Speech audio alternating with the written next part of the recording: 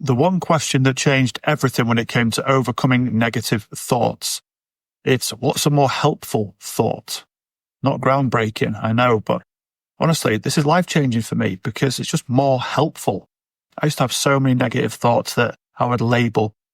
After a while, those labels will turn to your beliefs. Then those beliefs turn to your actions, and those actions turn into your results. You can't stop a thought. So, for example, when I was speaking to my coach a while ago, we host men's retreats, and we had 10 spots sold out. And a month before, 4 people dropped out. And I rang him and I said, I can't believe it. 4 people have dropped out. We've only got 6 people on our first retreat now. And he said, well, what's a more helpful way of looking at this? What's a more helpful thought? It's like, well, I don't want to ignore how I'm feeling. He said, I'm not asking you to, but what's a more helpful thought? It's like, there's 6 people on our first retreat. You went, exactly. Because what we tend to do as people is we go to the negative. We have 2,000 thoughts an hour, roughly. And 80% of those are negative. Our brain is not trained to seek pleasure. It is designed to avoid pain. Think about it. When we were in the hunter-gatherer era, your head would be on a swivel because if it wasn't, you might be dead. You might get eaten alive. So you're always looking for risk. You're always looking to avoid pain. And it's no different. We've evolved as humans in many ways, but this is an area that we still need to work on.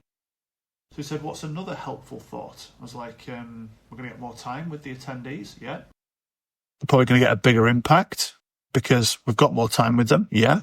The camaraderie and the bonds that they'll share are going to be stronger. Yeah. What's another helpful thought? There's more food for everyone. Yeah. So this isn't about false positivity. That's not what the helpful thought process is. But you don't have to invite in unnecessary negativity either. So if you can start to look at any situation that occurs, let's say you get stuck in traffic.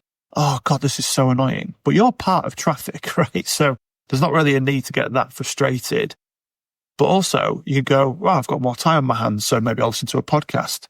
How grateful am I that I'm not the one in the fiery car wreck? Maybe I can call my mum or my dad or my partner, right? So if you can just start to use this strategy going forward each day, life is just going to become a little bit more pleasant. So remember, you have the thought first, then you attach a label to it. That forms your belief. That will then determine what actions you do or don't take, and that will yield your results. So when the thought comes in, acknowledge it. Don't judge it. Be curious. So you remember, you can't control the thought. So the thought happens.